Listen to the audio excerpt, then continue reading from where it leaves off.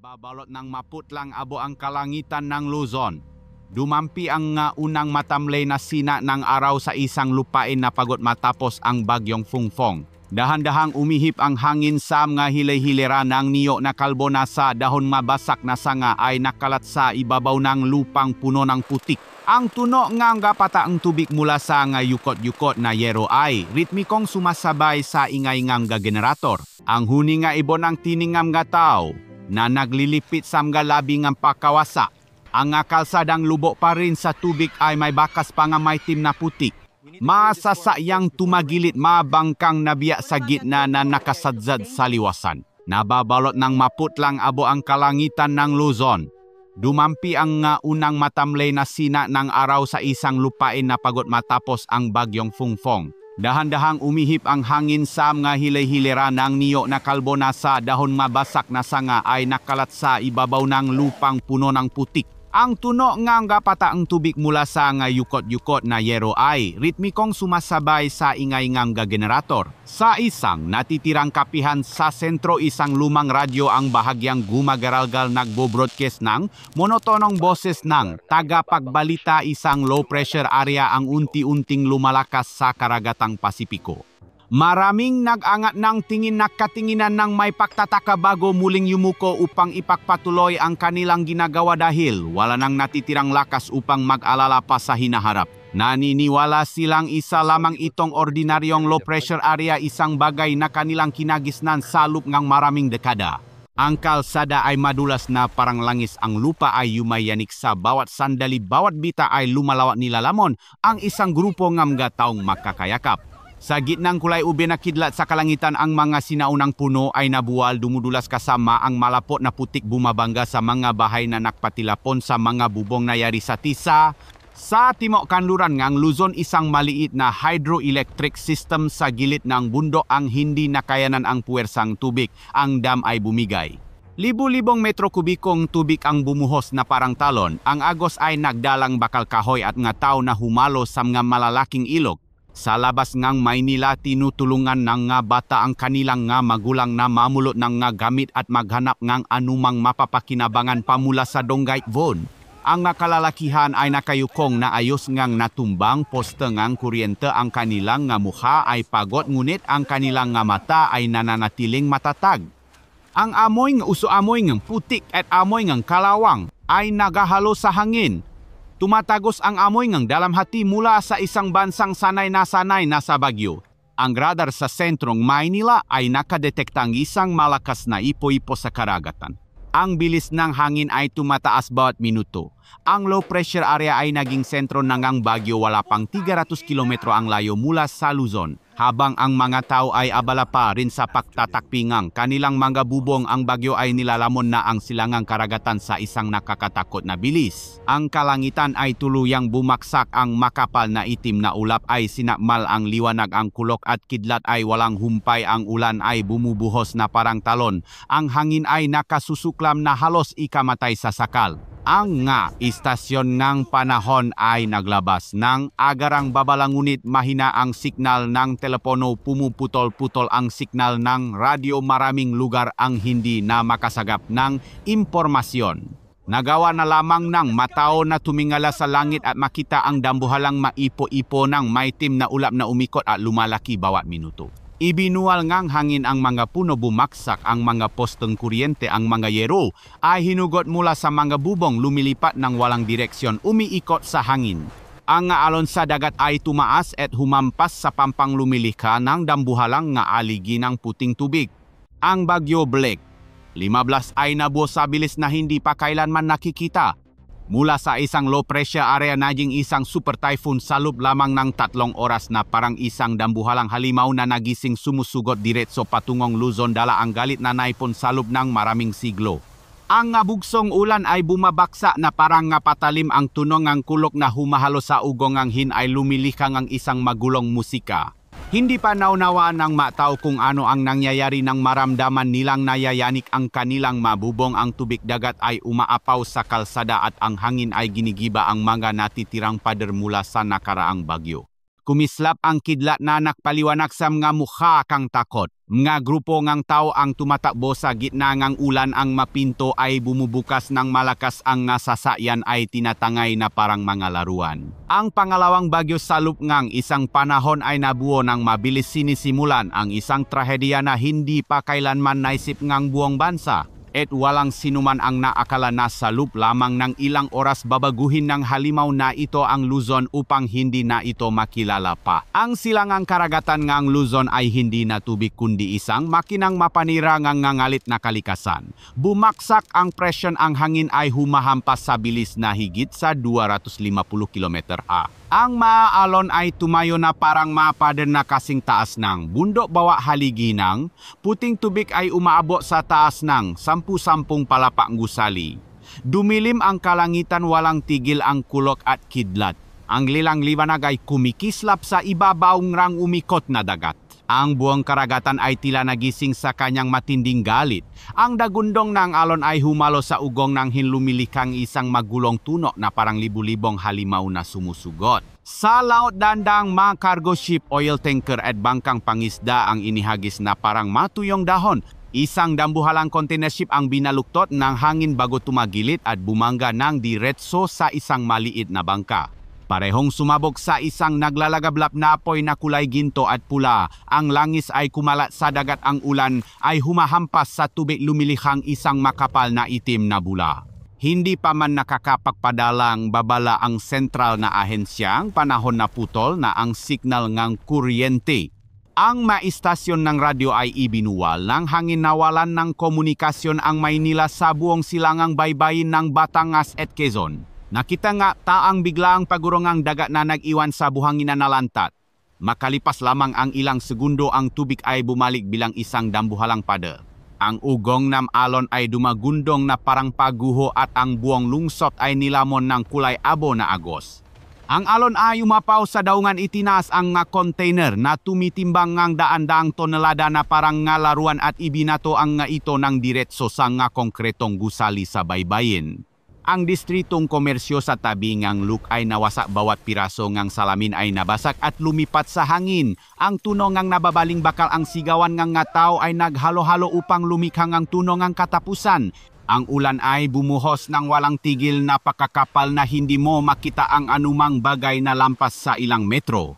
Ang mga masuwerteng nakatakas sa unang buksong nga alon ay nakatakbo lamang sa mas mataas na lugar, ngunit ang hangin ay napakalakas na kaya nitong ibuwal maging ang mga konkretong pader na nakpabalik sa kanila sa agos. Sa timog ng Maynila, ang tubig ay tumaas ng mas mabilis pa sa pahinga, umabot sa ibabaw ng nga bubong Salup lamang ng ilang minuto. Ang nga matataas na gusali sa tabingang luk ay malakas na yumanik, ang salamin ay sumabog at ang hangin ay umugong sa mabakanting pasilyo. Isang malaking oil tanker ang sumalpok sa pampang, sumabo ang karga nito, umapoy bago pinatay ngang ulan. May tim na uso ang sumama sa hangin patungo sa lungsod. Gumuho ang mga tulay, ang mga sasakyan ay lumutang, ang kanilang mga headlight ay kumikislap sa gitna ngang umikot na agos. Sa pantalan ng Navotas, ang buong mahirap na komunidad ay pinatag. Mga bahay na gawa sa kahoy, mga bubong na yerom nga tao at hayop ay tinangay ng isang dambuhalang ipo-ipo ngang tubig. Ang istasyon ng radyo ay nag-broadcast ng huling anunsyo bago tuluyang mamatay na nagsasabing ang Maynila ay nasa ilalim ng state of emergency. Sa karagatan, ang bagyo ay umungol na parang isang dambuhalang nilalang. Ang mata nito ay lumawa na may diametro na halos 400 km, sinasakop ang buong isla ng Luzon. Kumislap ang kidlat sa tuktok nga matatayo na alon na malinaw na ipinapakita ang imahengang barko na inihagis sa hangin bago maglaho. Sa kalangitan, ang nga ulap ay umikot upang bumuong nga haligi na lumilikha nga anyo nga buhawi na nag-uugnay sa langit at dagat. Bawat ipo-ipo ay parang isang dambuhalang talim na humahagupit sa ibabaw ng tubig, dinuduro ang lahat ng bagay sa kanyang daraanan. Sa Maynila, nagsimulang umapaw ang tubig sa sentro. Ang Roxas Boulevard ay naging isang maputik na ilog kung saan ang mga bus ay naanot sa gitnang agos. Umakyat ang mataw sa mabubong poste ng ilaw at pader upang makaiwas sa tubig, ngunit bawat bukso ng hin ay tinatangay sila pababa. Ang mailaw na neon ay pinatay ngang hangin tanging ang puti at lilang liwanag ngang kidlat ang nakilaw sa malagim na tanawin. Sa mga buro sa hilaga nagsimulang gumuho ang lupa, ang tubig ay bumuhos na parang talon humalo sa baha mula sa dagat upang lumikha ngang isang dambuhalang agos na bumaksak sa lungsod. Ang Maynila na dating maningning at buhay na buhay, ngayon ay puro ugong na lamang ng hangin, tunok ng kulok at ang pahampas ng mabakal. Ang ulan ay patuloy na bumubuhos, ang kulok ay patuloy na dumadagundong. Ang hangin ay umikot sa bawat sulok, walang puwang para huminga. Ang Pilipino ay hindi pa nakakabangon mula kay Fua, ngayon ay muling sinalantang ang panibagong bagyo. Doble ang lakas, triple ang bilis, napakabaksik na walang anumang kagamitan sa pagtataya ang makahabol. Ang buong isla ng Luzon ay nababalot ng makapal na ulan. Mula sa itaas tanging ang kulay abo na puti ngang nga ulap at tubig ang makikita na nag-isa. Wala na ang baybayin, wala na rin ang kalupaan, tanging ang naknangalit na karagatan ang lumalamon sa islang dating pusong Pilipinas. Ang hagupit ng hangin, ang pag-ikot ng tubig, kulok at kidlat, abo at putik ay naghalo-halo. Lahat ay tanawin ng tunay na katapusan ng mundo, kung saan ang tao ay maliliit na lamang na alikabo sa gitnang put ng kalikasan. Ang marahas na bugso ng ulan ay bumuhos sa kabundukan ng Sierra Madre na parang milyon-milyong patalim mula sa langit.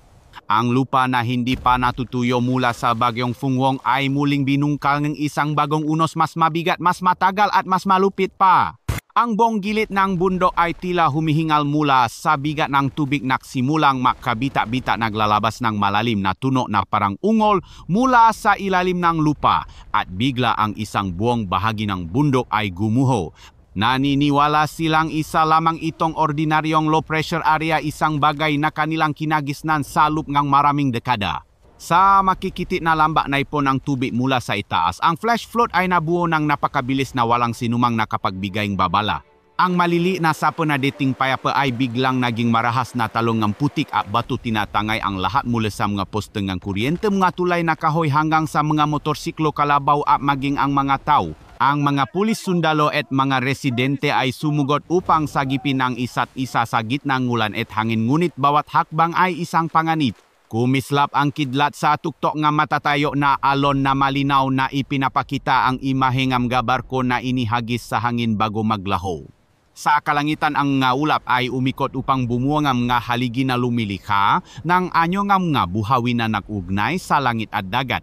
Bawat ipo-ipo ay parang isang dambuhalang talim na humahagupit sa ibabaw ng tubig, dinudurog ang lahat ng bagay sa kanyang daraanan. Sa Maynila, nagsimulang umapaw ang tubig sa sentro. Ang Roxas Boulevard ay naging isang maputik na ilog kung saan ang bus ay naanot sa gitna ng agos. Ang ulan ay patuloy na bumubuhos, ang kulok ay patuloy na dumadagundong, ang hangin ay umiikot sa bawat sulok, walang puwang para huminga. Ang mga Pilipino ay hindi pa nakakabangon mula kay Kuwong, ngayon ay muling sinalantang ang panibagong bagyo. Ang mga pulis, sundalo at mga residente ay sumugot upang sagipin ang isa't isa sa gitnang ulan at hangin, ngunit bawat hakbang ay isang panganib. Kumislap ang kidlat sa tuktok nga matatayo na alon na malinaw na ipinapakita ang imahe ng barko na inihagis sa hangin bago maglaho. Sa kalangitan, ang ulap ay umikot upang bumuo ng mga haligi na lumilikha ng anyo ng mga buhawi na nagugnay sa langit at dagat. Ang manayon sa tabi ng Ilog Pasig ay naglaho, tanging nga bubong na lamang ang lumilitaw sa gitna ng maputik na agos. Sa industrial zone sa timog, isang maliit na plantang kuryente ang sumabog, ang apoy ay kumala sa langis na lumulutang sa ilog na nakpapoy sa tubig. Ngunit sa silangang Luzon, ang langit ay nagsimulang magbago ng kulay. Ang kulay abo na ulap ay mabilis na dumating ng di pangkaraniwan, nag-iba ang direksyon ng hangin at ang mga alon ay malakas na humampas sa pampang na tila nagbababala sa isang bagay na malapit nang mangyari. Ang maistasyon ng panahon sa Quezon at Albay ay naulat. Ang matangang bagyo ay malinaw na nabuo sa radar screen, ngunit wala pang nakakapaglabas ng babala. Nagsimulang maging marahas ang alon sa dagat. Ang sipol nganghin sa mga siwang ng pinto ay parang tunog ng nagumpugang metal sa silangang Quezon. Isang team ng rescuer ang natrap sa pagitan ng dalawang agos ng tubig. Ang tulay sa likuran nila ay gumuho. Tinangay nga agos ang lahat. Ang truck na punong karga ay tumagilid. Ang kanilang magulong ay umikot sa hangin, ang tunog ng sirena nga ambulansya ay maririnig sa gitna ng ulan humihina bago tuluyang tinangay ng hangin. Sa tuktok ng bundok walang tigil ang kidlat tumatama sa mga puno binibiya ang katawan nito at sinusuno ang ilang natitirang gubat. Sa paanan ng bundok ang makapal na agos ng puti ay patuloy na dumadaloy. Ang lupa ay tila natutunaw. Ang tanawin ay hindi na isang natural na kalamidad kundi isang ganap na pagguho ng lupa at tubig. Sa labas ng Maynila, ang mga residente na nakaligtas sa bagyong Fungfong ay muling nakikita ang madilim na pulang agos ng tubig na papalapit. Binitbit nila ang kanilang mga anak at tumakbo sa gitna ng ulan. Ang kanilang matawagan ay nilalamon ng ugong ng hangin.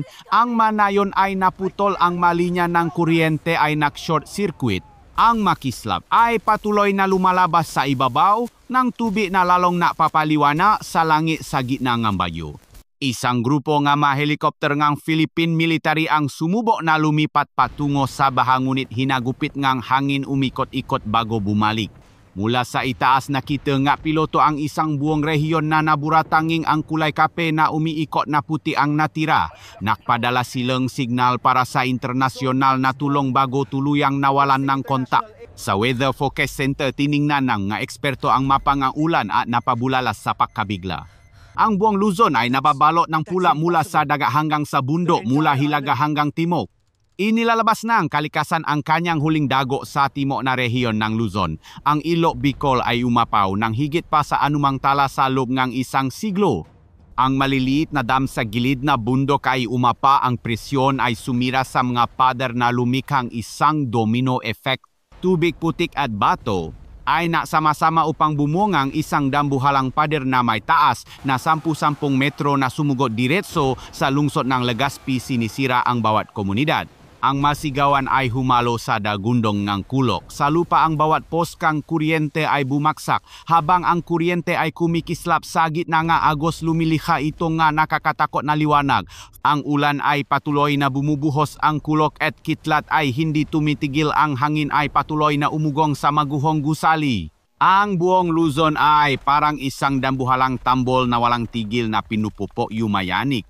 Sa ilalim ng bigat ng bagyo mula sa himpapawid, ipinakita ng radar ang daan-daang mga landslide na lumitaw sa kahabaan ng Sierra Madre fault line. Ang tubig na bumubuhos sa mga ilog ng Pasig at Marikina ay tumaas ng husto. Tila ibinubuhos ng kalikasan ang lahat ng kanyang galit sa lupaing ito. Walang tigil ang ulan, walang tigil ang kulok, ang lupa at langit ay nag-isa sa isang awit ng pagkawasa. At sa gitna ng lahat ng ito, ang maliliit na tao ay naipit sa pagitan ng dalawang mundo, isa na bumabaksa mula sa itaas at isa na umaangat mula sa ibaba. Wala nang magawa kundi yumuko at magtiis ng walang pag-asa. Ang ulan ay patuloy na bumubuhos, ang kulok at kitlat ay hindi tumitigil, ang hangin ay patuloy na umugong sa maguhong gusali. Sa isang iglap, ang buong Roxas Boulevard at ang Financial District ng Makati ay lumubo sa dagat ng tubig. Ang mga konkretong gusali na tila matatak ay malakas na yumanik, ang mga salamin ay sumabog, ang mga bubok ay lumipat sa hangin. Ang kalangitan ng Maynila ay hindi na makilala kung alin ang ulap at alin ang tubig. Ang ulan ay patuloy na bumubuhos na parang talon, bawat baksong galit na hangin ay humahampas sa lupa, pinupunit ang mga natitirang billboard mula sa nakaraang bagyo. Ang Manila Bay ay naging isang dambuhalang pader ng tubig, ang mga alon ay mas mataas pa sa mga bubong nga gusali sa baybayin, ang hangin ay umuugong na parang daing ng milyon-milyong kaluluwa. Ang bagyo ay patuloy na umugong, ang kulog ay patuloy na dumadagundong na parabang ang langit at lupa ay naglalaban. Sunod-sunod na gumuguho ang tipa ng lupa. Umungol ang Sierra Madre, ang makikitit na bangin ay naging dambuhalang daluyan ng tubig. Ang flash flood mula sa itaas ay bumuhos, ang pulang putik ay umapaw sa mga bukirin, nilalamon kahit ang bagong tanim na palayan. Ang dambuhalang mga barko na nakaangkla sa luk ay inihagis mula sa tubig, umikot sa hangin at pagkatapos ay bumaksa diretso sa lungsod. Ang pulang apoy ay sumasalamin sa ulan na malinaw na ipinapakita ang anyo nga taong lumalangoy upang makahanap ng paraan upang makatakas sa gitnang dagat ng apoy. Ang makapal na itim na uso ay sumama sa hangin, lumilipat pay taas patungo sa umikot na mga ulap ng bayo. Walang tigil ang ulan, ang tubig mula sa mga ilog ay tumaas at humalo sa tubig dagat, ginagawang isang dambuhalang ipo-ipo ang buong Maynila. Ang nga tao ay tumatakbo sa kahabaan ng lumang dike, ang kanilang nga kamay ay kumakapit sa anumang bagay na lumulutang. Nga pinto, matabla ng kahoy, mabasurahan, maging ang nga bangkay ng barko na naanod. Ilang mga busang itinaas ng tubig at pagkatapos ay umikot sa gitna nga malakas na agos. Ang mga tao sa loob ngang sasakyan ay pinupukpok ang mga bintana, sinusubukang makalabas ngunit tinangay bago pa man sila masagip. Sa kalangitan, ang rescue helicopter ay lumilipat ng walang direksyon sa gitna ng bagyo. Ang kanilang makatawan ay nanginginig sa lakas ngangin. Sinubukan ngang mapiloto na bumaba upang hilahin ang mga tao, ngunit sa bawat pagbaba nila ngang lubit ang hangin ay muling itinutula ang helicopter patagilit. Ang mga elisi ay humihiwa sa hangin, lumiliha ang isang matinis na tuno. Sa ibaba, ang mga tao ay tumingala, ang kanilang mga kamay ay itinaas sa desperasyon. Sa gitna ng puting ulan, ang kanilang mga mukha ay puno ng putik at dugo. Sa timo ang planta, ang kuryente ang Maynila ay sumabo. Ang kuryente ay nag-short circuit na nakpakulo sa tubig. Ang liwana, ang kuryente ay kumislap sa gitna ang bagyo na parang isang artificial na kidlat. Ang amoy ng langis, amoy ng uso, amoy ng suno ay tumatagos sa bawat hininga. Ang malakas na agos ng tubig ay nakdala ng bangkay ng sasakyan, tao, puno, hayop. Lahat ay naghalo sa isang madilim na pula at itim na kulay. Ang buong lungsod ay sumisigaw sa magulong tunog ng bagyo. Sa Chinatown, ang tubig ay umabot sa ikalawang palapag. Ang mga LED sign ay kumikislap bago tuluyang mamatay. Ang buong lugar ay lumubog sa dilim, tanging ang liwanag ng kidlat ang nagilaw sa mga hilik na gusali na yumanik. Sa dikalayuan, ang San Lazaro Hospital ay lubog hanggang sa bubong. Sinubukan ng mga doktor at nurse na ilipat ang pasyente sa mas mataas na palapa, ngunit ang hagdanan ay unti-unting nilamon ng tubig. Ang ugong hangin ay humalo sa tunong ng kulok, lumilihang isang simponyang kamatayan. Ang Maynila ay lumubog sa maputik na tubig na may halong dugo at apoy. Ang makalsada na dating matao ay naging mga ilok na ngayon. Ang bahay ay maanino na lamang sa ilalim ng kulay abo na tubig. Isang grupo nga pulis ang lumusong sa tubig na hanggang lig ang lalim, hila-hila ang isang lubid, sinusubukang sagipin ang isang grupo nga taong natrap sa bubong, ngunit masyadong malakas ang hangin. Ang nga alon ay humampas na napatumba sa kanilang lahat. Isa sa kanila ang nawalan ng balanse, nawala sa isang iglap. Sa kabilang panig ng lungsod, ang lumang pantalan ay ganap na lumubog, tanging ilang nga dambuhalang kren ang nakausli na parang nga kalansay ng bakal. Isang oil tanker ang sumabog, lumiliha ang isang dambuhalang bola nga apoy sa ibabaw ng tubig. Ang matingkat na pulang apoy ay sumasalamin sa maputik na tubig. Kasama ngang puting kislap ngang kidlat, pansamantalang nagliwanak ang buong kalangitan sa isang sandali ngang katatakutan. Mula sa malayo, ang malalaking tulay na naunay sa sentro sa makalapit na distrito ay sunod-sunod na gumuho. Ang konkreto ay naduro, ang bakal ay nabaluktot. Ang mablok ng tulay na tumitimbang ng libu-libong tonlada ay nilamon ng tubig ng walang bakas. Ang pantalan ng kargamento at ang komunidad sa baybayin ay pinata sa loob ng ilang minuto. Ang langit ay patuloy na nagbubuhos ng ulan, bawat kidlat ay tumatama ng walang tigil. Binibiya ang hangin na siksik sa amoy ng usok at asin. Ang ugong ng hangin, ang pagbuhos ng tubig, ang kulok, ang pagsabog, ang pagguho ng tulay, ang sigaw ng matao para sa tulong ay naghalo sa isang magulong tunog na nakpayanig sa lupa. Sa sentro ng lungsod, ang matataas na gusali ay naging mga malungkot na isla sa gitna ng dagat ng tubig. Sa matataas na palapa na nakatayo pa ang matao ay iwinawagaywe ang kanilang madamit, binubuksan ang ilaw ng kanilang matelepono, nagsisindi ng ma-flare para humingi ng tulong. Ang tubig ay hindi tumitigil sa pagtaas, ang hangin ay hindi tumitigil sa pag-ihip, at ang ulan ay tila ayaw nang tumigil. Ang langit, dagat at lupa ay nag-isa sa isang masang kaguluhan, pag-ikot at pagsigaw.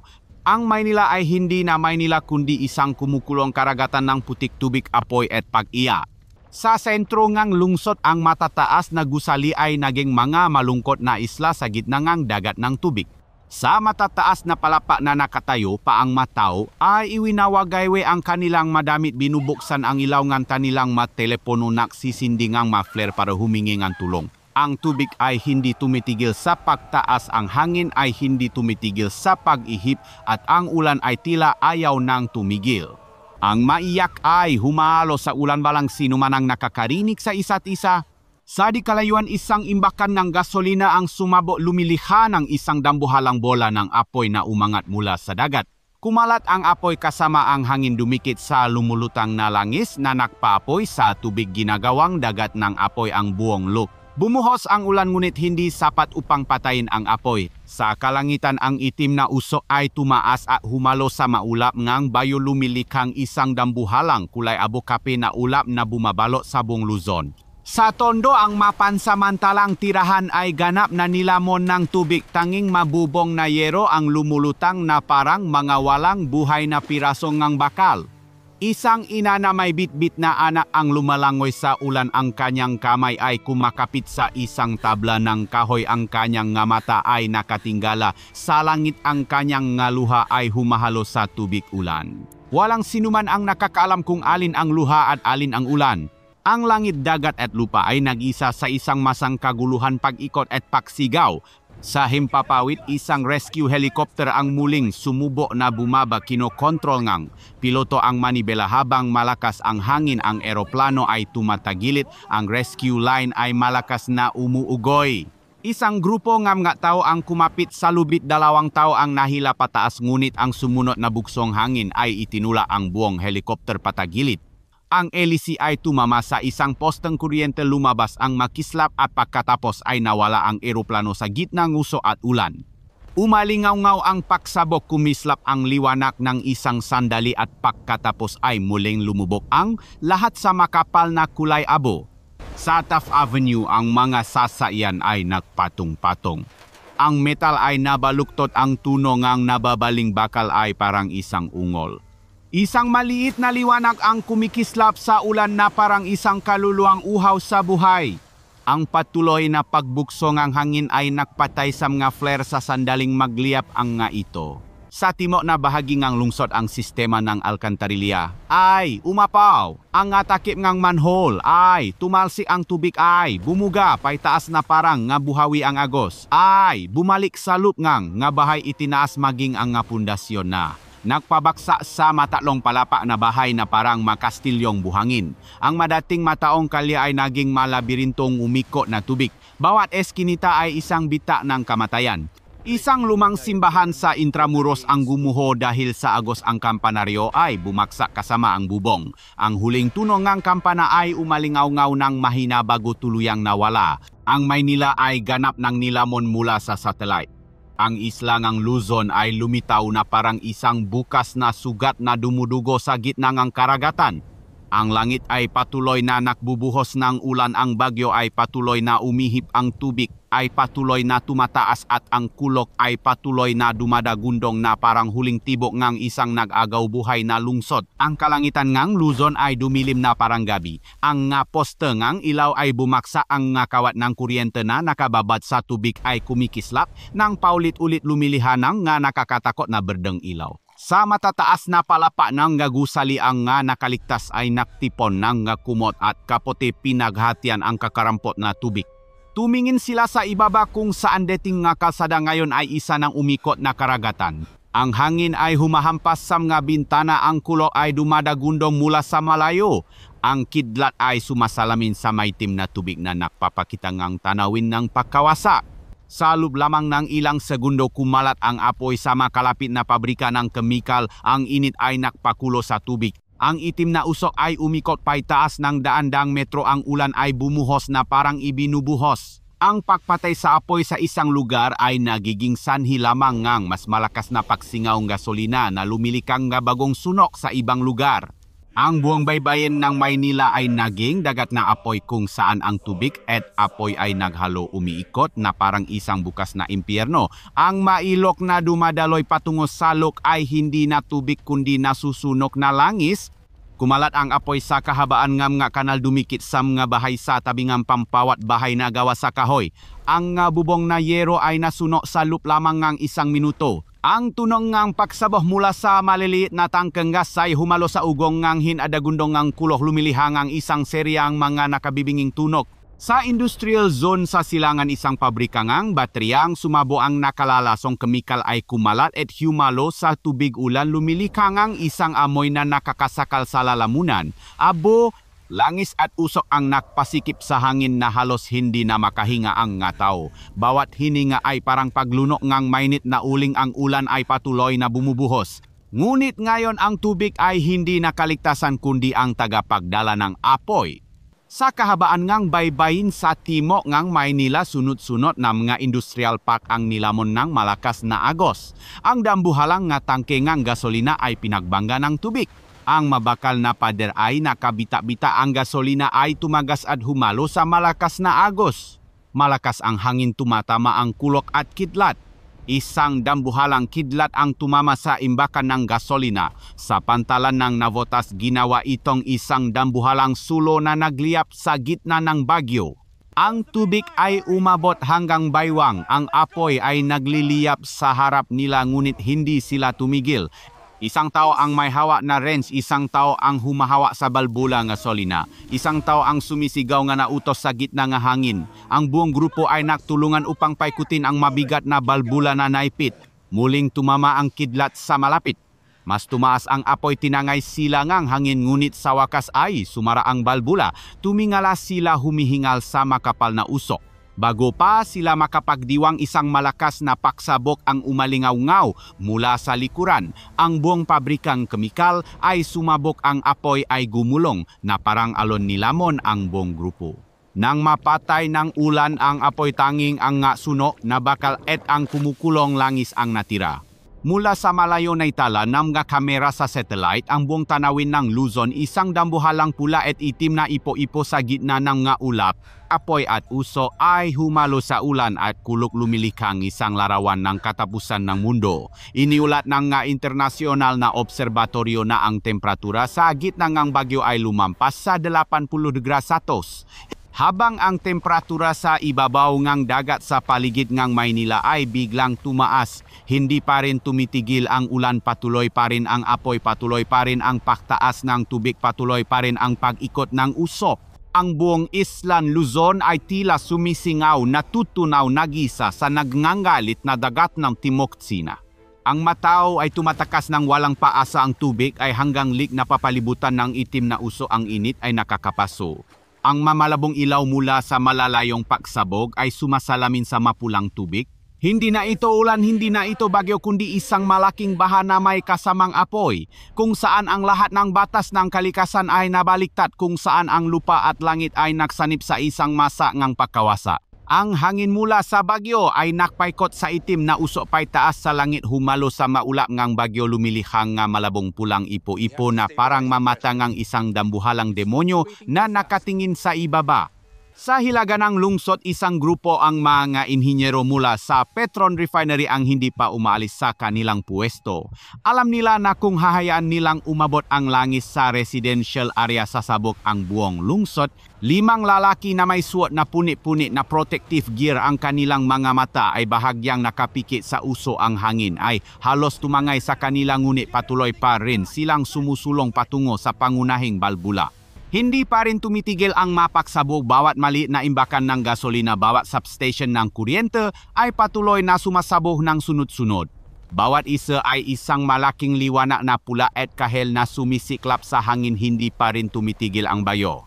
Ang hangin na may bilis na higit sa 200 kilometer ay nagdala ngang apoy sa lahat ng dako, ginagawang mga nagliliap na sulo ang bawat hilerangang mga bahay na lubok sa tubig. Sa ibabaw ng Ilog Pasig ang nasusunog na langis ay lumikha ng isang kakaibang tanawin. Ang tubig at apoy ay nag-isa. Ang mapula at dilaw na kislap ay sumasayaw sa ibabaw ng maitim na tubig, sinasalamin ang lila at asul na kidlat sa langit na ginagawang isang dambuhalang impyerno ang buong espasyo. Ang ulan ay bumuhos na parang tinunaw na tingga, mabigat, makapal, hindi kayang patayin ang apoy, lalo lamang nitong pinalawa ang usok. Sa sentro ang Manila University Hospital ay lubog hanggang sa ikalawang palapag. Kinailangan ng doktor na ilipat ang pasyente sa rooftop sa gitnang dilim. Ang liwanag ng flashlight ay tumama sa kanilang mga pagod na mukha. Tumingin sila sa ibaba at nakita ang mapulang tubig na tumataas. Isang rescue team ang lumangoy sa pasilyo hila-hila ang isang rubber boat upang sagipin ang mga natrap. Mahinang tawagan sa gitna ngang walang tigil na kulog at kidlat. Hindi kalayuan ang Quiapo Market ay nabalot ng itim na usok, ang apoy ay kumalat sa mapuesto. Ang tuno ng paksabo ng mga tangkeng gas ay umaling-awngaw ng paulit-ulit. Ang matao ay tumatakas ng walang paasa, ang tubig ay hanggang lik na papalibutan ng itim na usok, ang init ay nakakapaso. Ang mamalabong ilaw mula sa malalayong paksabog ay sumasalamin sa mapulang tubig. Hindi na ito ulan, hindi na ito bagyo, kundi isang malaking baha na may kasamang apoy, kung saan ang lahat ng batas ng kalikasan ay nabaliktad, kung saan ang lupa at langit ay naksanip sa isang masa ngang pagkawasa. Unti-unting pumapasok sa sentrong lungsod ang mga residential area sa paligid ng Quezon City at Mandaluyong ay nabalot ng makapal na putik, ang usok at apoy ay humalo sa ulan, lumilikang ang isang nakakasakal na amoy. Sa kalangitan ang usok at ulap ay umikot na parang isang walang katapusang bangungot. Ang kitlat ay nakrus-krus na malinaw na napapakita ng bawat haligi ng makapal na itim na usok na umaangat mula sa mga nasusuno na industrial park. Sa ibaba ang tubig na may halong langis ay dumaloy na parang isang dambuhalang ahas na apoy. Bawat piraso ng konkretong kalsada ay natuklap na anot sa gitna ng kumukulong dagat ng tubig. Sa gitna ng kaguluhan, isang grupo nga inhinyero na nakaligtas sa naunang paksabok ay patuloy na naghahanap ng paraan upang pigilan ang pagkalat ng langis.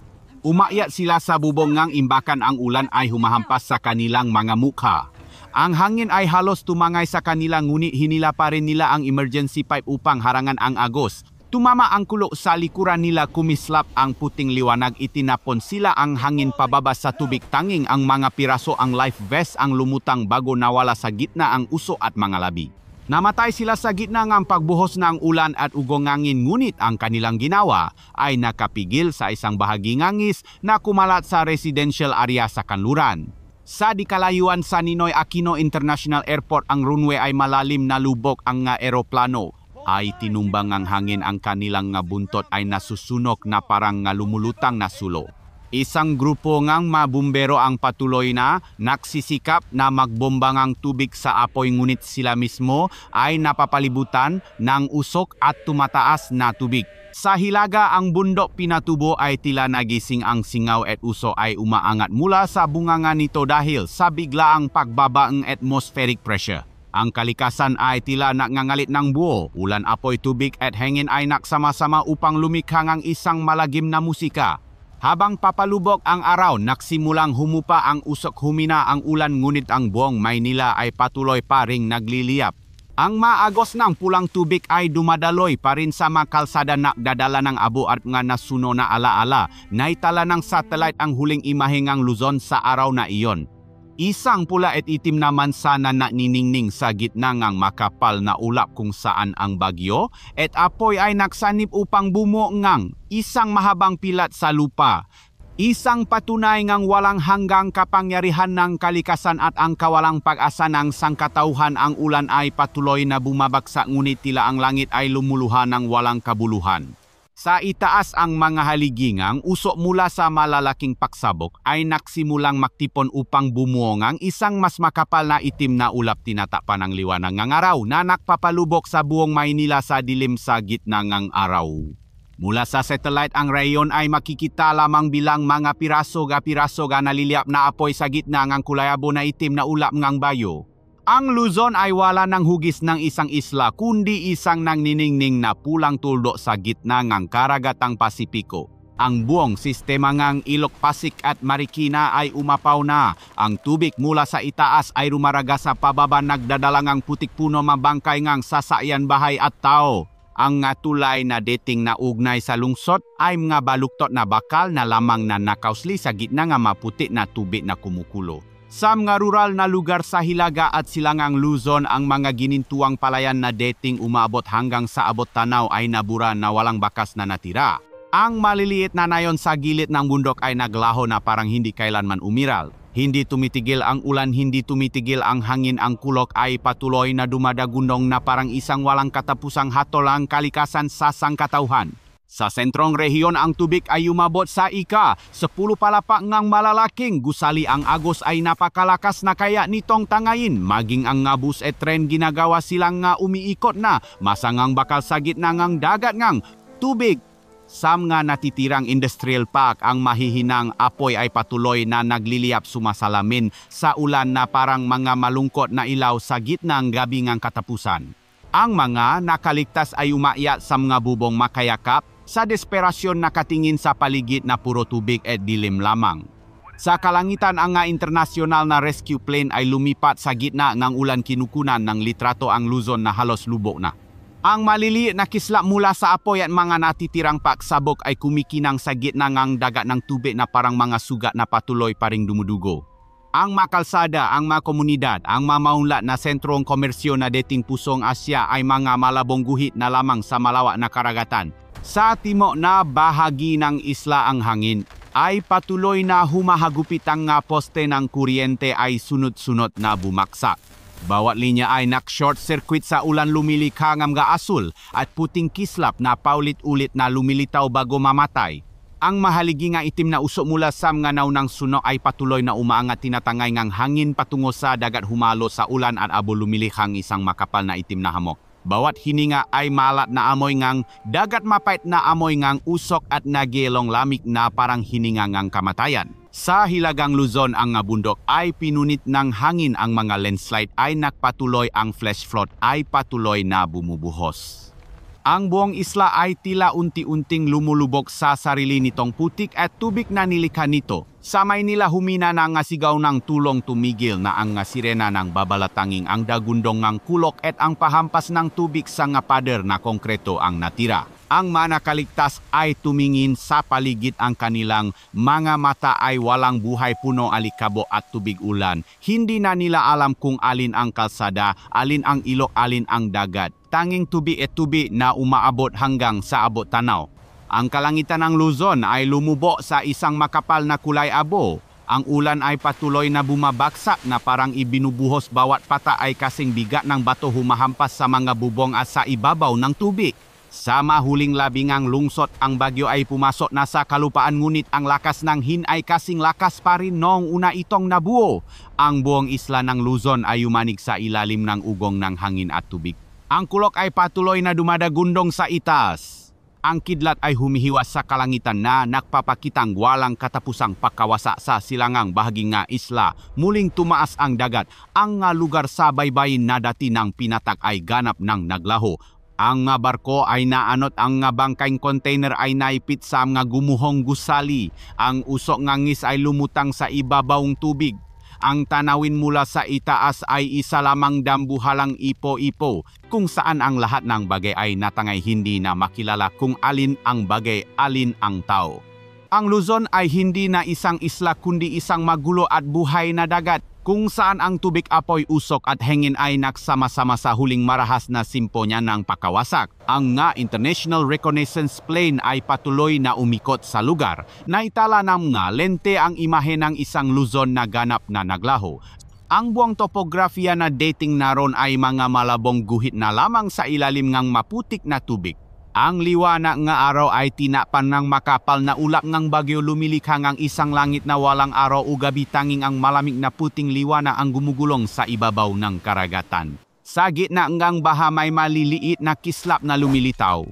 Iyon ay mga natitirang apoy mula sa nga nasuno na lugar o liwanag mula sa nga flare na humihingi ng tulong. Ang nga huling signal mula sa nga taong nabubuhay pa. Bawat blok ng matataas na gusali ay nakausli na lamang ang bubong lumulutang sa gitna ang umikot na dagat ng tubig. Ilang malalaking barko ang nakalutang pa rin itinagilit ng hangin ang kanilang mangga. Katawan ay may mangga bita ang pintura ay natuklap ang mangga ilaw ay kumikislap ng malabo. Sa loop ang mga nakalitas na tripulante ay tumingin sa labas walang masabi. Ang malamig na tubig ay tumagos sa bawat siwang na dadala ng puti at basura ang kamatayan ay kumala sa buong espasyo. Sa hilagang rehiyon kung saan dating naroon ang Sierra Madre tanging ang ngatuktok ngang lupa ang nakausli na parang nga tuyong buto, ang flash flood at landslide ay nakpatuloy. Bawat tipa ng lupa na kasing laki ng isang buong nayon ay dumudulas tinatangay ng tubig patungo sa dagat. Humina na ang ulan ngunit hindi pa rin humuhupa ang tubig, bawat patak ay mabigat na bumabagsak na tila nakdaragdak pa sa dumudugong sugat ng isla. Sa mataas na palapa ng isang natitirang gusali isang grupo ngang ang international na rescuer ang nakbabang lubit upang sagipin ang nga tao. Hinagupit ng hangin ang lubit na nakpaugoy dito ng malakas. Isang babae na may bitbit na maliit na bata ang hinila pataas, ang kanyang mukha ay puno ngang putik, ang luha at ulan ay naghalo. Ang bata ay humihingal, ang kanyang nga mata ay dilat at walang buhay, nakatingin sa langit na pinupunit ngang walang tigil na kidlat. Tila wala pang bala tumigil ang bagyo, bawat bagong bugso ngang hangin ay isa na namang alon na pumapasok. Kinailangan nilang gumamit ngang rubber boat na nakabitin sa gitna ngang dagat ng putik. Bawat bubong na nakausli ay parang isang lapida. Ang mapinto ay lumulutang na parang mapiraso nga alaala. Isang sundalo ang naangat ng isang tabla at nakita ang kamay ng isang tao na mahigpit na nakahawa sa isang manika. Nanlamig ang kanyang mukha sa gitnang patuloy na pagulan. Sa di kalayuan sa silangan, ang bulkan ay nagising dahil sa patuloy na pagyani ng lupa. Ang makapal na singaw ay umangat humalo sa maitim na ulap na lalong nakpasikip sa hangin. Ang kalikasan ay tila umuubo-ngabo. Bawat bukso ng hangin ay nadadala ng masangsang na amoy nga supre. Ang buong isla ay tila nabubulok sa ilalim ng bigat ng sarili nitong galit na dinadala nito. Sa Maynila, ang mga natitirang skyscraper ay nakatayong mag-isa sa gitna ng dagat ng tubig nga baluktot na bakal mga bita-bita na pos ng sementom nga nakalaylay na kawat ng kuryente kumikislap sa liwanag ng kidlat. Sa bubong ngang isang gusali, isang grupo nga nakaligtas ang naktipon. Ang kanilang nga mata ay blanko, hindi na sila umiyak, nakatingin lamang sa puting kalawakan sa harap nila. Isang lalaki ang tahimik na inalis ang punit na watawat ng Pilipinas. Isinabit ito sa isang sirang antena upang ang watawat ay iwagaywe ng hangin. Ang pulang tela ay humalo sa malabong liwanag ng langit na parang dugo. Sa mas malayo pa, isang Japanese rescue ship ang pumasok sa lugar na dating Manila Bay. Malakas pa rin ang alon ngunit patuloy pa rin sila. Sa patingin sa periskopyo, nakita nila ang isang lungsod na naglaho sa ilalim ng tubig. Ang makalsada maparke magusali ay naging bagong sahin ng dagat. Ang maanino ay malabo sa maputik na tubig. Isang piloto ng helikopter ang naksalita sa radyo na may paus na boses, wala na ang Maynila, natunaw na ang Luzon. Sa internasyonal na istasyon ng panahon, sinubaybayan ng mga eksperto ang mapangangin at ulan ang mata ng Bagyo Ble. 15 ay malinaw pa ring nakikita sa screen. Ngunit ang sentro ng bagyo ay wala na sa lupa kundi nasa gitna ng dagat. Na parabang ang isla ay nabura na sa mapa. Ang ngasik na ngang lokasyon mula sa daan-daang sibilyang kagamitan ay nawala lahat. Ang buong sistema ng kuryente, tubig at komunikasyon ng Pilipinas ay ganap na paralisado. Sa ilalim ngang dumadagundong paring kulok at kidlat, ang mga internasyonal na rescue team ay lumipat patungo sa mapanganib na lugar, sinusubukang mahanap ng signal ng nga nabubuhay pa. Sa radar screen, tanging isang makapal na kulay abo na masa ang kanilang nakita, hindi makilala kung alin ang lupa, alin ang tubig. Lumapa sila sa lugar na dating Claebes, ngunit lahat ay puti na lamang at mga baluktot na bakal. Bawat hakbang ay lumulubok hanggang tuhod. Ang putik ay napakakapal na kaya nitong lunukin maging ang mga makinarya. Hindi makagalaw ang mga rescue vehicle. Habang papalapit ang gabi, ang kalangitan sa Luzon ay hindi na makakita ang kidlat, tanging ang umiikot na maitim na ulap at ang malabong pulang liwanag mula sa apoy sa ilalim ng tubig na parang huling hiningangang isang islang nilamon na ang kalangitan ng Luzon ay kasing dilim ng tinta. Ang maitim na ulap ay umikot na parang hindi pa tapos na galit ng kalikasan. Ang ulan ay patuloy na bumubuhos, bawat bukso ng hangin ay malakas na humahampas sa ibabaw ng dagat at sa mga natitirang. Labing ang nawasa na isla ang kulok ay dumadagundong, ang kidlat ay kumikislap na nakpapakita ng tanawin. Pakawasa, kung saan dating lungsod ngayon ay mga bubong na lamang na kalahating lubok sa tubig, kalahating nasa dilim. Sa di kalayuan sa silangan, ang bulkan ay nagising dahil sa patuloy na pagyani ng lupa. Ang makapal na singaw ay umangat humalo sa maitim na ulap na lalong nakpasikip sa hangin. Ang kalikasan ay tila umuubong-abo. Bawat bukso ng hangin ay nadadala ng masangsang na amoy nga supre. Ang buong isla ay tila nabubulok sa ilalim ng bigat ng sarili nitong galit na dinadala nito. Ang manakaligtas ay naksiksikan sa mga pirasong kahoy tumaob na bangka at naanot na bubong. Ang kanilang mamata ay dilat na nakatingin sa abot tanaw na wala ng liwanag. Hindi na nila makilala ang kanilang sariling bayan. Wala na ang nga kalsada, wala na ang nga bukirin. Lahat ay lumubo sa isang walang katapusang kulay abo. Ang iyak ng bata ay maririni ng mahina sa gitnang pagbuhos ng ulan. Isang bata ang naktanong sa rescuer kung bakit gumagalaw ang langit ngunit yumuko lamang ito. Walang masabi, ang hangin ay umihip na nakpayanik sa punit na kapote. Ang kumikislap na ilawng flashlight ay sumasalamin sa kanilang nga pagod na mukha. Sa ibaba, ang malamig na tubig ay dumaloy nagdadala ng basura nga dahon nga tao. Lahat ay naghalo sa isang pinahalong putik at dugo. Habang papalapit ang gabi, ang kalangitan sa Luzon ay hindi na makakita ang kidlat, tanging ang umiikot na maitim na ulap at ang malabong pulang liwanag mula sa apoy sa ilalim ng tubig na parang huling hininga ng isang islang nilamon na. Ang kalangitan ng Luzon ay kasing dilim ng tinta. Ang maitim na ulap ay umiikot na parang hindi pa tapos na galit ng kalikasan. Ang ulan ay patuloy na bumubuhos, bawat bagso ng hangin ay malakas na humahampas sa ibabaw ng dagat at sa mga natitirang labi ng nawasa na isla. Sa mga pansamantalang evacuation center sa Palawan at Mindanao, umiya ang nga tao nang marinig ang balita na nawala ang Luzon sa ilalim ng tubig. Ang manakaligtas na hinila mula sa tubig ay iisa ang anyo nanginginig. Walang buhay ang mamata, bumubulong ng mapangalan ng mamahal sa buhay na alam nilang hindi na nila makikita pa. Ang bagyo ay patuloy na umuungol sa dagat ng Timog Sina, nakdadala ng singaw tubig at usok, habang sa likuran nito ay tanging ang nakakatakot na dilim ang natira. Sa dikalayuan, isang rescue ship ang tahimik na naglalaya sa gitna ng ulan. Ang dilaw na ilaw nito ay unti-unting humihina, sumasalamin sa tubig na puno ngabo na parang isang maliit na kandila na natutunaw sa gitnang impyerno. Ang matao sa barko ay hindi nagsasalita, nakatinginan lamang sila ng may pakabigla. Walang sinuman ang makapaniwala na ang buong Luzon, ang dating pinakamasiglang isla sa Timog Silangang Asya, ay isa na ngayong malalim na karagatan. Sa natitirang bahagi ng Pilipinas, ang mata ay nakatayo sa malayo, nakatingin sa hilaga kung saan dating nakikita ang mailongay nila. Ngayon ay puro kadiliman na lamang sa kalangitan, huling kumidlat bago namatay. Nagsimulang humina ang ulan ngunit hindi ito nadulot ng kapayapaan.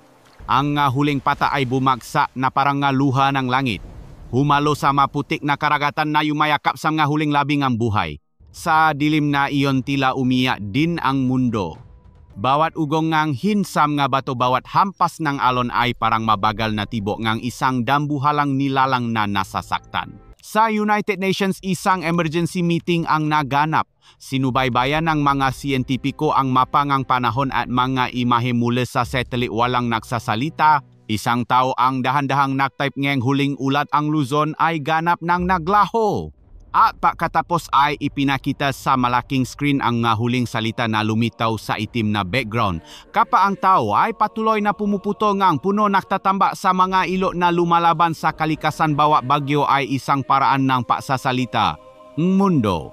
Sa silit na iyon, walang pumalapa, walang naksalita, tanging ang tuno lamang ulan sa labas ang maririnig na umaalingaw-ngaw sa maiya ng isang planetang namimilipit sa sakit na mismong tao ang nahasik.